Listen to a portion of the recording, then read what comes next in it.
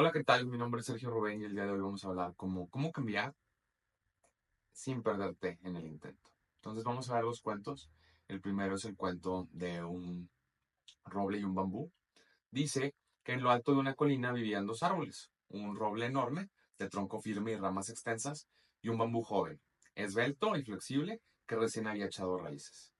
El roble miraba al bambú con cierta condescendencia. Pequeño, ¿por qué te mueves tanto? Le decía. Yo no me dejo llevar por el viento, lo enfrento con firmeza. Eso es tener carácter.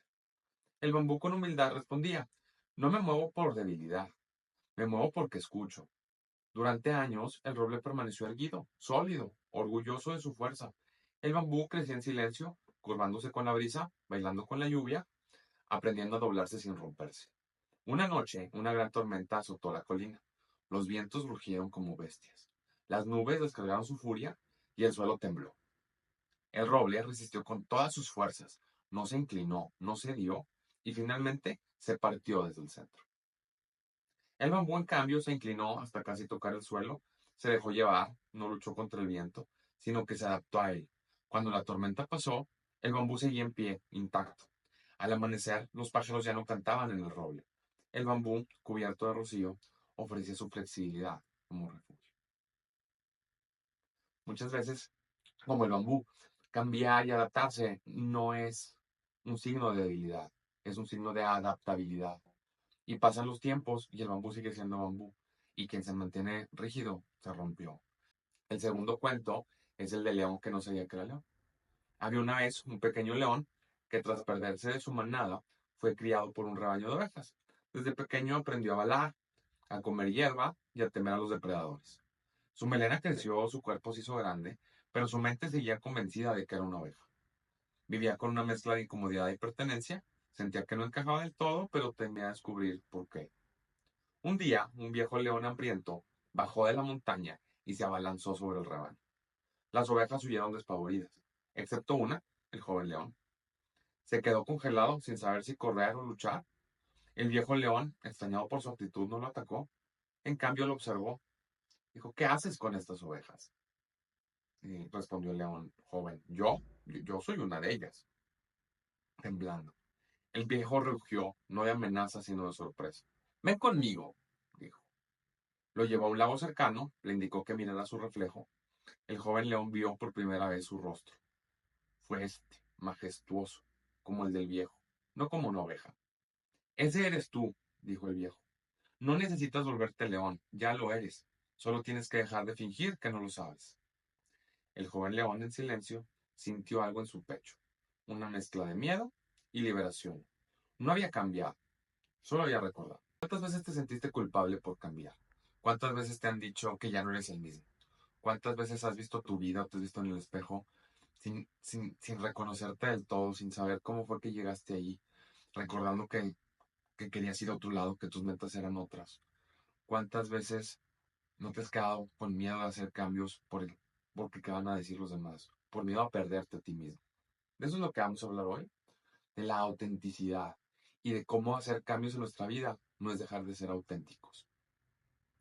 Vamos a ver algunas definiciones. Por ejemplo, Carl Rogers dice que la persona auténtica es aquella que puede ser ella misma sin defensas, sin máscaras, sin pretensiones. Alguien que no teme a su experiencia interna y que puede expresarla con libertad. Es decir, que la autenticidad tiene que ver con la congruencia entre lo que pensamos, sentimos, decimos y hacemos, entre lo que pasa por dentro y cómo nos expresamos hacia afuera. Otra dice que la autenticidad ocurre cuando hay una correspondencia entre el yo real y el yo expresado, cuando la persona siente que lo que muestra el mundo es una representación fiel de lo que experimenta por dentro. Es ser verdaderos consigo mismos. También es un poquito de lo que hablamos de de la congruencia entre lo que pensamos y lo que sentimos y lo que vemos afuera. Aquí ya hablamos de yo por dentro quién soy, cómo me siento, qué tanto me conozco y qué tanto soy capaz de sacar esa versión al mundo.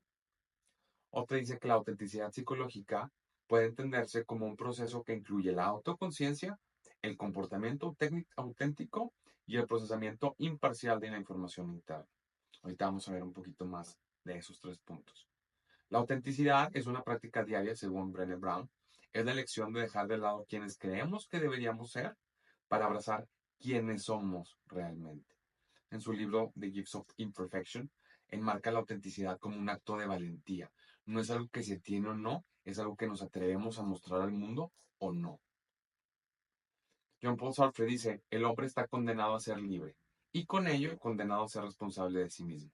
La autenticidad consiste en asumir esa libertad sin excusas, sin expectativas, sin justificaciones. Es un acto de valentía, no es algo que tenemos que construir. Es, voy a construir quién quiero ser. No es quién realmente eres y tener la valentía de mostrarlo, de sacarlo al mundo, de ser congruente. Nietzsche dice, sé tú mismo, los demás ya están ocupados. Dice que la autenticidad tiene que ver con algo que ya tenemos, que ya somos, que nada más es ocuparnos de seguir nuestro camino. Un curso de milagros, en referencia a la autenticidad, dice, no tienes que buscar lo que eres, solo tienes que dejar de lado lo que no eres. La paz es tu herencia, eso es lo que eres. Y también dice, el ser que Dios creó no necesita defensa, porque la verdad no puede ser atacada.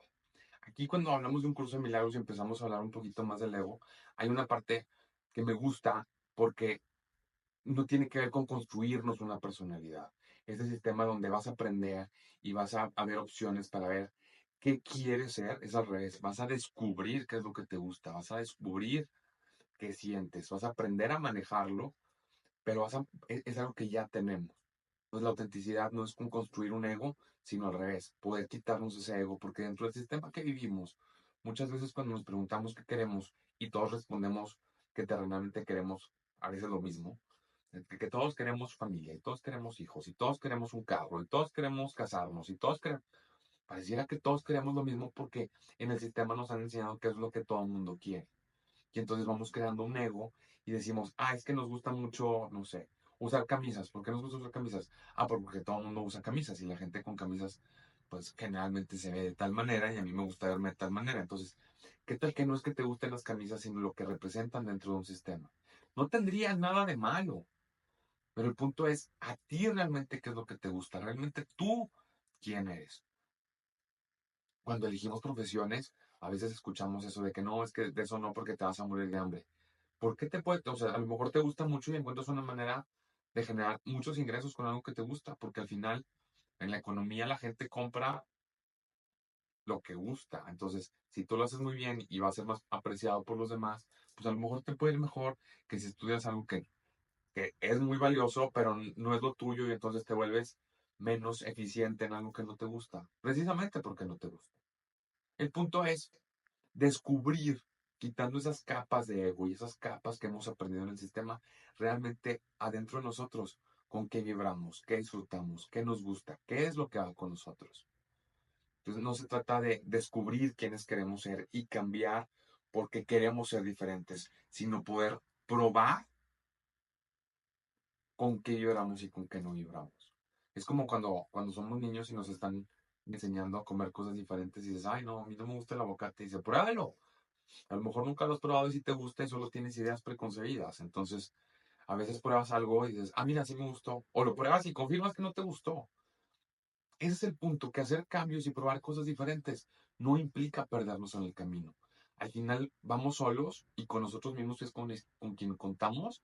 Entonces, si contamos con nosotros y somos conscientes de ello, podemos hacer cambios y podemos dar pasos para atrás. Nuestro mundo externo no nos define como personas. Precisamente por eso podemos cambiar. Si eso nos definiera, no habría forma de cambiar. El hecho de que podamos cambiar hábitos, que podamos cambiar formas de actuar, que podamos cambiar pensamientos que tenemos, el hecho de que podamos tener la valentía de experimentar cosas nuevas, es porque se puede hacer. Si no se pudiera, porque eso es lo que somos, entonces no habría manera de experimentar cambios, de tener cambios dentro de nosotros. Sería algo fijo que nos determina como personas. Entonces sí podemos hacer cambios y no perdernos en conciencia, en probar, en contactar con qué es lo que experimentamos por dentro y con qué resonamos y qué es lo que a nosotros nos gusta. Hay tres componentes de la autenticidad según Wood. El primero es la conciencia de sí mismo, saber quién eres, qué piensas, qué sientes, qué resuena contigo, qué hay ahorita en tu sistema. Ser consciente de tu mundo interno. El segundo es tener un comportamiento auténtico, es decir, ya que sabes qué hay por dentro, que actúes en esa coherencia. Y el tercero es el procesamiento imparcial, una autoobservación, decir, yo pienso así y actúo así realmente o no, o actúo de tal manera porque entonces no está alineado a lo que traigo por dentro. Es decir, poder reconocer las incongruencias que tenemos y hacer cambios de actitud o cambios de pensamiento o cambios de las dos partes, pero tener esa autoconciencia de que no tenemos que ser perfectos, sino podemos observar qué hacemos y qué tanta congruencia hay para sentirnos mejor con nosotros mismos, para ser más auténticos, para vivir menos cansados. Hay dos yo de los que hablan de teorías de autenticidad. El primero es el yo nuclear, que es tu centro auténtico, coherente, vital. Es un concepto que se refiere a la parte más esencial, estable y auténtica de nuestro ser. Es como nuestro centro de gravedad psicológico, donde habitan nuestros verdaderos valores, deseos, emociones y necesidades. Se forma en la infancia a través de experiencias coherentes de ser vistos, amados y aceptados tal como somos, y está asociado con la autenticidad, el sentido de identidad profunda y la coherencia interna. Cuando tú eres un niño y empiezas a expresarte de tal manera y te sientes a gusto con eso y tu ambiente te acepta, empiezas a desarrollar ese yo nuclear. También cuando empiezas a recibir críticas, empiezas a darte cuenta cómo eres y que no eres muy bien recibido. El self dividido, bueno, para terminar, el yo nuclear es quién eres cuando nadie te está mirando y aún así sonríes. El yo dividido, ya no es el nuclear sino el dividido, es la fragmentación entre lo que sientes, lo que pasa por dentro y lo que muestras. Es una ruptura entre lo que somos nosotros y mostramos al mundo externo. El yo interior se ve obligado a ocultarse por alguna razón, el yo exterior se vuelve una máscara, surge ansiedad, fatiga, pérdida del sentido, es muy cansado estar tratando siempre de comportarte de acuerdo a un sistema en vez de poder ser natural, sin esfuerzo, simplemente como eres y como piensas. Este fenómeno es muy explorado, por ejemplo, por Carl Jung, quien hablaba de la persona, que es la máscara social, y la sombra, que son las partes rechazadas de nosotros mismos. Y le llama sombra no porque estén mal, sino porque están ocultas. Cuando la persona domina completamente, se pierde el contacto con el yo auténtico. Todo el tiempo estamos en personaje. El yo dividido es como actuar todo el día sin saber que estás en una obra que tú no escribiste. ¿Por qué se divide el yo? Primero por presión social y cultural, adaptarnos a lo que debería de ser. Entonces a veces ni siquiera nos cuestionamos. Así aprendimos que se hacían las cosas y así las seguimos haciendo. Y así seguimos actuando. ¿Por qué? Pues porque así se ha hecho siempre y ya. El segundo es experiencias de rechazo temprano. Aprender que ciertas cosas de nosotros no son aceptables o no les gustan a los demás.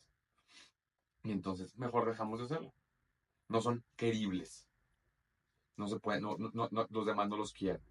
Por roles rígidos. Identificamos que a lo mejor somos hermanos y entonces los hermanos hacen estas cosas. O somos buenos estudiantes y el rol del buen estudiante hace ciertas cosas. Y nos rigidizamos dentro de ciertos roles en nuestra vida y perdemos la autenticidad de lo que nosotros queremos ser o hacer.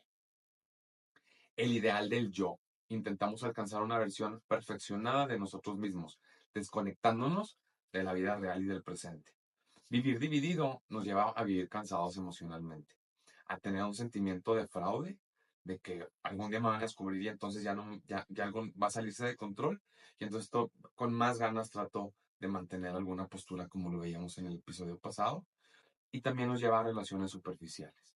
Con todos solemos portarnos de alguna manera superficial sin dejar que realmente nos conozcan, sin poder hacer un contacto genuino con los demás. Reintegrarse es volver a habitar tu centro, no crear uno nuevo. No vamos a crear un nuevo yo que queremos ser, sino permitirnos ser naturales, permitirnos saber qué hay adentro, podernos observar y también podernos adaptar a los entornos, pero desde una parte más genuina de nosotros mismos, en respeto hacia nosotros y en respeto hacia los demás. ¿Cómo se reestructura la unidad del yo para poder ser más auténticos? ¿Cómo llegamos a esa reintegración de nosotros mismos entre lo que mostramos al mundo y quienes somos realmente por dentro? El primero son con las técnicas del mindfulness, como observar pensamientos y emociones sin juzgar, meditar, poder estar en un silencio que nos permita observar lo que pasa en nuestro mundo interior. El segundo es llevar registro profundo de nuestro día, es como hacer un diario, ¿no? Poder hacernos preguntas como, ¿estoy haciendo esto solo por agradar? ¿Qué parte de mí estoy escondiendo? ¿Realmente me gusta lo que estoy haciendo? ¿Qué quisiera hacer? Esas preguntas de, si tuvieras todo el dinero del mundo, ¿qué harías realmente? Ahí empezamos a hacer unas preguntas profundas que nos llevan a contactar con una parte más real y más genuina de nosotros mismos.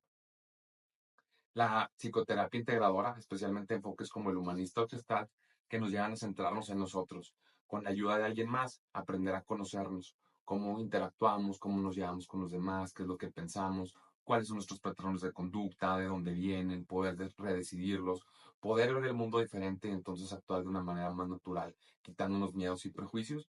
Eso ayuda a ser mucho más auténticos. En la expresión creativa, cuando nos ponemos a pintar a ver qué sale, cuando nos ponemos a escribir, cuando estamos solos y vamos checando música y vemos qué letras vibran más con nosotros, con cuáles nos identificamos más, qué sonidos. A la hora de tener expresión artística y empezar a bailar y movernos y cantar y escuchar música o ver películas, vamos viendo con cuáles resonamos nosotros y, y podemos también espejearnos en el arte, ¿no?